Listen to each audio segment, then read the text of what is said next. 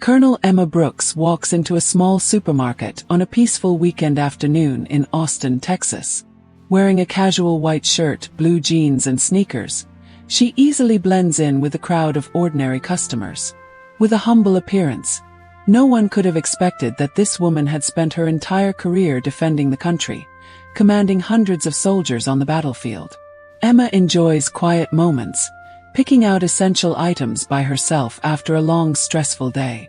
But not long after, that peace was broken by a seemingly harmless act that revealed the true nature of a human being. At the end of the aisle, a tall man in a police uniform, Officer Paul Smith, accidentally dropped a packet of noodles and a bottle of soft drink on the floor. Emma paused, watching as Paul glanced at the mess and then walked away casually, leaving behind the mess he had caused. As a soldier, Emma is trained to pay attention to detail and stay accountable in everything she does. Paul's sloppy actions and indifferent attitude made it impossible for her to remain silent. Emma stepped forward, her voice calm but clear. "I'm sorry, sir. He had just dropped a few things. Maybe you should pick it up so as not to inconvenience others." Instead of apologizing, Paul turned. His cold gaze swept over Emma, as if she didn't deserve attention. With a disdainful smile, he replied, "Who do you think you are to tell me what to do? I don't have time to worry about trivial matters." In the face of that arrogant attitude, Emma remained calm. Her eyes lit up with seriousness as she replied, "As a police officer, you have a responsibility to set an example for the community. Picking up my things is not only polite, but also showing respect to everyone." But Emma's words did not make Paul aware of his responsibility. Instead, he is sarcastic, continuing to attack with offensive words. From a small act, the atmosphere in the supermarket has now become tense. The crowd began to pay attention to the confrontation. Emma could clearly feel the curious, shy eyes from all around, but she stood upright, facing Paul's challenge, ready to defend her point of view despite any prejudice or offensive words. Paul Smith glanced at Emma again, his eyes full of contempt. He stood there, tall and complacent, with no intention of following her advice. In her heart, Emma felt a surge of anger, but with the bravery of a seasoned army officer, she controlled her emotions brilliantly. Her years on the battlefield have taught her that calmness and decisiveness can solve the most stressful situations. She took a deep breath, keeping a calm but no less firm voice. "Sir, this is not just a small matter." He was wearing a police uniform, and everyone here was looking at him. Doing an act as simple as picking up something is not only a citizen's responsibility, but also a way of representing his profession. Her words were warning, but instead of listening, Paul smirked, a laugh full of mockery and arrogance. "Listen," he said, his voice full of sarcasm. "You seem to think you know a lot about the responsibilities of a policeman, but you don't really know anything. This is not worth worrying about. And, to be honest, you should take care of your own affairs." Emma sensed the curious gazes from the people around her. Some people had started pulling out their phones to film the scene, but she didn't let it distract her. In her heart, she was angry not only at Paul's irresponsibility but also at the injustice she and many others had suffered. This insult is not just a personal matter. It represents a larger portion of the social prejudices she has fought to overcome throughout her career.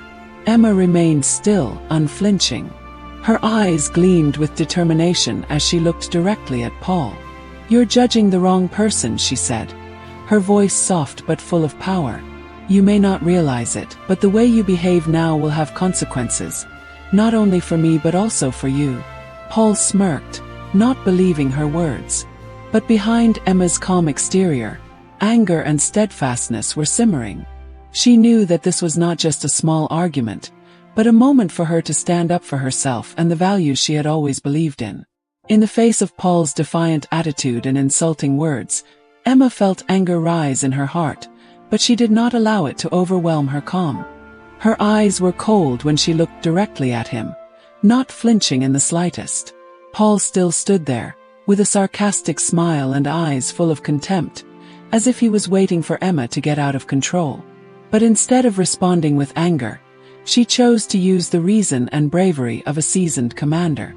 "I'm not here to argue," Emma said, her voice calm but authoritative. "I just want to remind you that your actions not only affect others but also reflect who you are. As a police officer, you should know your responsibilities better than anyone else." Emma's sharp words made the surrounding crowd begin to pay more attention. Some people stopped shopping altogether, stopped to watch the developments. Paul, feeling himself pushed into a mysterious position by the eyes that were falling on him, decided to use his arrogance to hide his embarrassment. He laughed, the sound echoing in the small aisle of the supermarket. "Responsibility?" Paul smirked, his voice full of sarcasm. "Who are you that dares to explain to me? Just a mediocre woman, nothing more, nothing less. Don't think you have the right to stand here and tell me what to do. You don't understand anything about my work." Paul's sexist and racist rhetoric was a powerful blow to Emma's self-esteem.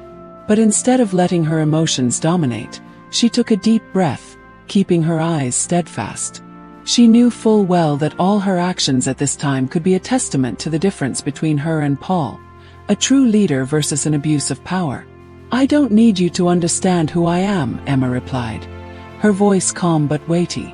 "But I want you to understand that anyone in this society deserves to be treated with respect. And if you can't do that, then you're the one who doesn't deserve the uniform you're wearing." Paul laughed louder, laughing with challenge and contempt. "What do you think you can do to me? I'm a policeman and the law is on my side. And she was just an ordinary woman of color. You should know your position before you get into trouble yourself." Paul's words were not only an insult but also a challenge. But Emma didn't flinch. She felt the tense silence that enveloped the entire supermarket, everyone's eyes watching her every gesture. This is no longer a personal argument. This is a moment for her to prove that calmness and steadfastness always triumph over arrogance and prejudice. Emma stood upright, her shoulders stiff as if she were facing an enemy on the battlefield, and not a man in a police uniform. Her eyes lit up with steadfastness, unwavering, though Paul's words were full of mockery and insult. The surrounding crowd began to get quieter, as if they were all holding their breath waiting to see her next move. She took a step forward, not afraid at all. Her voice was calm but sharp as a blade. "You can think of me as anyone. But remember that arrogance and contempt for others did not hide his moral shortcomings. I'm not here to fight for power with you, but I'm not going to let you continue to abuse it." Paul frowned, his confidence beginning to crack at Emma's decisive demeanor. He looked at her, trying to look for a sign of insecurity or fear, but all he saw was a woman as solid as a bronze statue. The crowd was now fully attentive to the confrontation, with some even holding up their phones to record every moment. "Don't be noble in front of me," Paul snarled, trying to regain control of the situation. "You're nothing but a troublemaker. If I want, I can kick you out of here right away." Emma didn't smile, but the corners of her mouth twitched slightly, an expression of a frightening calmness. "If you think your power allows you to behave like that, then I will let the law answer that. You were wrong to think that I would be afraid." The atmosphere in the supermarket was frozen, and the tension increased when two people stood face to face. Paul, with a large and aggressive appearance, faces Emma, a woman who is not tall, does not wear a uniform, but her demeanor and eyes exude undeniable authority. "You may continue to insult me, but remember that I'm not here alone," Emma said, her voice calm but weighty. "Here there are a lot of witnesses, and if you think you can use words to put me down, you're wrong. I am not standing here to defend my personal honor. I stand here to defend the values that I have spent my life preserving." The whole supermarket seemed to be in absolute silence. The crowd, although no one dared to speak, but through their eyes, Emma knew that everyone was on her side. Paul, while still maintaining a tough appearance, could not hide his embarrassment when he realized that the situation was spiraling out of his control. Emma remained steadfast, like a beacon of steadfastness in the midst of a storm of injustice and prejudice. In the face of a tense situation when Paul began to lose control, Emma remained surprisingly calm. Under the scrutiny and sometimes fear of the crowd, she understood that her every action and word at this time not only affected herself but also proved justice and righteousness. Paul took a step forward, his voice becoming harder and more aggressive. "I warn you, don't make the situation worse. I'm the police, and I have the right to deal with you right here." His words rang out, but instead of frightening Emma, it only added to the determination in her. Emma slowly pulled the phone out of her pocket, not in a panic but in a decisive manner, as if she had planned it in advance. "You have your rights," she said, her voice soft but sharp as steel, "and I have my rights too. Let us see on whose side the law will be." She dialed a number quickly, her voice calm when the call was connected. "Hello, I need support right at the Central Supermarket. There is a police officer who is abusing his power and threatening people. I need the competent staff to come here immediately." Paul was stunned, his eyes wide open when he realized that the situation was no longer out of his control. The crowd began to whisper loudly, and some people stopped recording the video to call the authorities. Emma, despite standing in the midst of chaos, maintained a calm demeanor. "What do you think you're doing?" Paul roared, taking another step towards Emma, but she didn't back down. Her eyes looked directly at him, without a hint of fear. "I'm doing what you're supposed to be doing, defending fairness and responsibility," she said, her voice firm but not high-pitched. At that moment, police car sirens sounded outside, signaling that help had arrived. The crowd dispersed to give way as the officers entered.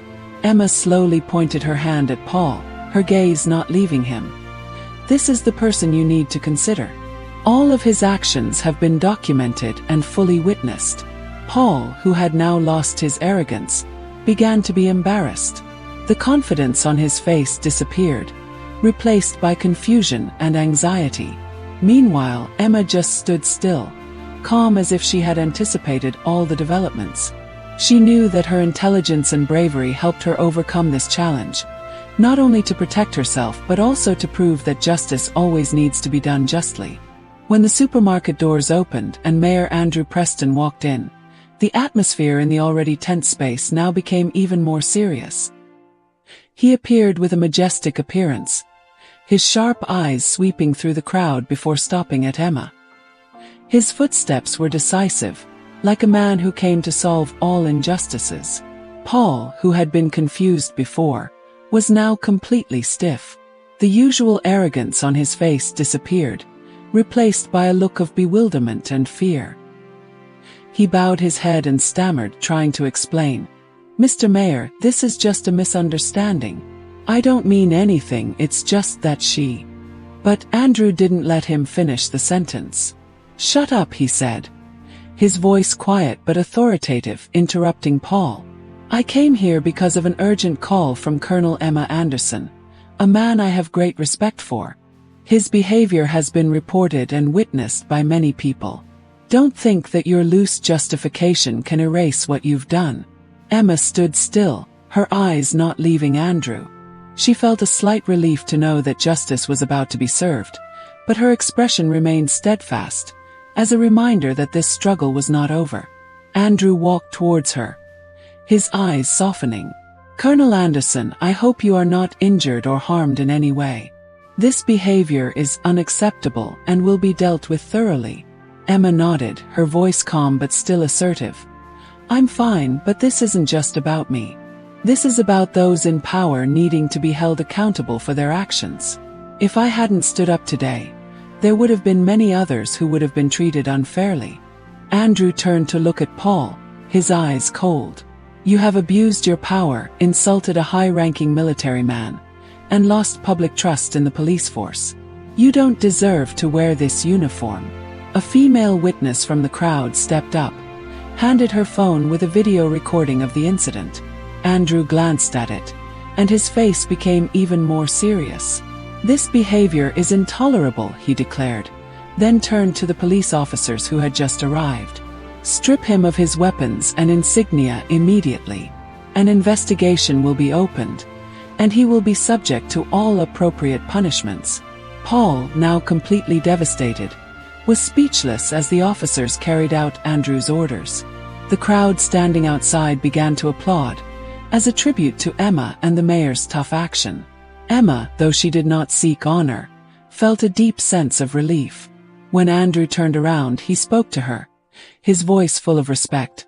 "Colonel Anderson, this city needs people like you to remind us of responsibility and integrity. I'm sorry for what you went through." Emma nodded, her eyes shining with gratitude. "Thank you, Mayor. I just hope that these things will bring about real change." Andrew nodded, his face solemn but sympathetic. "We're going to make sure of that." Emma left the supermarket, stepped out into the sun, feeling her heart lighter. But she knows that the fight for fairness and accountability never stops. And she was ready to keep fighting, not only for herself but for all those who could not stand up on their own. After being stripped of his badge and weapon at the scene, Paul Smith was taken away in heavy silence. His face was devoid of the original arrogance, instead of fear and confusion. As the police car rolled away from the supermarket, the crowd had not yet dispersed. The chatter and critical gaze continued to follow him like a ghost. At the police station, Paul was questioned immediately. Video evidence was given, along with testimony from witnesses that made him irrefutable. The head of the police department, which was informed by Mayor Andrew Preston, stated that Paul's behavior was a stain on the entire industry. On the same day, he was officially suspended from work and faced a comprehensive investigation. The news spread quickly, not only in the local community but also in the media. Videos of Paul abusing power and treating Emma Anderson rudely have been shared millions of times, sparking a wave of outrage. People who had been treated unfairly by Paul in the past also began to show up, sharing their stories, making his situation even worse. Paul, once proud of his position and power, now faces the inevitable downfall.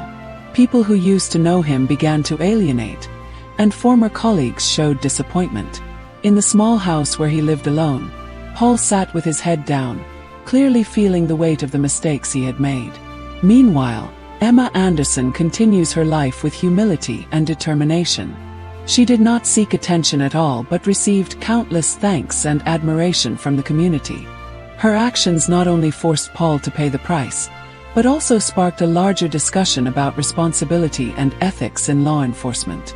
In the end, Paul Smith not only lost his job, but also faced legal charges, including abuse of power and threats with weapons. In subsequent trials, he bowed his head, no longer any sign of the arrogance he once had. That is the price he pays for forgetting that power comes with responsibility, and that injustice never has a place in a just society. After the shocking event, Emma Anderson's life did not return to the way it was before. The story of her courage quickly spread, becoming a symbol for those who dared to stand up against injustice. The press, the media, and even activists praised Emma as a modern-day hero. But for Emma, she doesn't feel like a hero. She just sees it as the responsibility that a soldier and a citizen need to do to protect the value of equity. In the weeks that followed, the impact of the event began to become apparent. Local police forces are under closer scrutiny, and some changes in the selection and training process are in place. Seminars on responsibility and ethics in law enforcement were held, with Emma invited as a keynote speaker. Standing in front of hundreds of people, she shares her story not to receive applause, but to remind that power is only meaningful when used to protect, not to oppress. As for Paul Smith, his career is officially closed. The public trial not only caused him to lose his temporary liberty but also to lose his honor forever. The community turned its back on him, and those who once supported him could not forgive his abuse of power. In the darkness of his life, Paul begins to understand the bitter lesson that pride and injustice not only destroy others but also self-destruction. Emma, after all, doesn't stop at personal stories. She became an inspiration for many movements fighting for justice and equality. Articles and videos recording her actions are shared everywhere, encouraging people not to be afraid when facing injustice. However, Emma still maintains a simple and consistent demeanor. She continues to dedicate herself to the military, as a living demonstration that true strength does not lie in power, but in integrity and courage to do the right thing. Every time she looks back on the incident, she does not feel regret, but instead a quiet pride, knowing that her actions have contributed to changing a small part of society for the better. For her, this story is not an end, but a reminder that the fight for justice always requires unanimity and courage. And she is willing to face any other challenges in her journey to defend the values she believes in. Emma Anderson's legacy is not only documented in newspapers and videos that capture the moment she stood in the midst of a storm of criticism and threats, but also profound changes in the way society views justice and responsibility. Her steadfast steps in the struggle against injustice created a wave of inspiration not only in the military but also in the community, especially for women and people of color, who often face discrimination and marginalization. Every time they hear stories about Emma, people remember not only her brave actions in the supermarket, but also a resilient woman who is ready to stand up against all injustice at great cost. The workshops she participated in have inspired many individuals, especially those in law enforcement, to defend dignity and respect human rights in all circumstances. The changes in the police recruitment and training process that Emma helped initiate are starting to bear fruit, as more and more police officers become more aware of their responsibilities and professional ethics. But Emma's legacy doesn't stop at reforms or social recognition. It is in her daily life that she has created a role model for the younger generation, who look to her and learn how to face challenges with calmness, patience, and uncompromising determination. Emma doesn't seek fame, but the respect she receives from everyone, from her colleagues to the community, is the clearest demonstration of the power that integrity can create. Despite facing difficulties and challenges throughout her career, Emma has always stood her ground. She understands that heritage is not something that can be measured by fame or awards, but the values that one person has left in the hearts of others. And for Emma, her legacy is the change she has sparked, the solid steps that the next generation will follow, the generations who stand up for justice and are not afraid of injustice. And so, no matter how many years pass, Emma Anderson's legacy will live on, not only in seminars and speeches, but in the hearts of those who continue to fight for a more just and equitable society. After the affair with Paul Smith ended, Emma Anderson did not stop at solving a personal case but set herself a greater mission. She realized that injustice is not a rare thing but a common problem, which needs to be changed from the roots. Every day, every story she hears from oppressed and abused people makes her feel more responsible in her actions. She understands that it is not possible to rely solely on outstanding individuals to change, but that there is a need for a broad movement where everyone can speak up and fight for their rights. Emma began to engage in call-to-action campaigns, inviting people, especially law enforcement, to reconsider their roles and responsibilities in upholding justice. She organizes meetings, workshops, and media campaigns to encourage each individual to stand up, face injustice instead of being silent. Each of us has the right to say no to abuse of power, and each of us can make a difference, is a slogan she frequently mentions in speeches. Emma's encounters not only engage those in the military, but also extend to individuals in the civilian community who feel left out or have no voice in society. Emma encourages them not to be afraid in the face of power, because justice is a fundamental right, which cannot be trampled. Emma's mood at this time was no longer the same caution as before, but a strong determination. She understands that every action, every call creates spillover power, and that is the way to change the system in a long-term and sustainable way. Emma is not only fighting for herself but also for those who can't speak up for themselves, for the fairer society she dreams of. The call to action is not easy, but Emma is ready to face the challenge. She understands that this is a long road and that not everyone will be with her, but she believes in the power of solidarity, in the ability of each individual to make a difference if they don't stop fighting. With each step, Emma has been turning her struggle into a powerful movement, a reminder that justice must be defended, not just for an individual but for the entire community.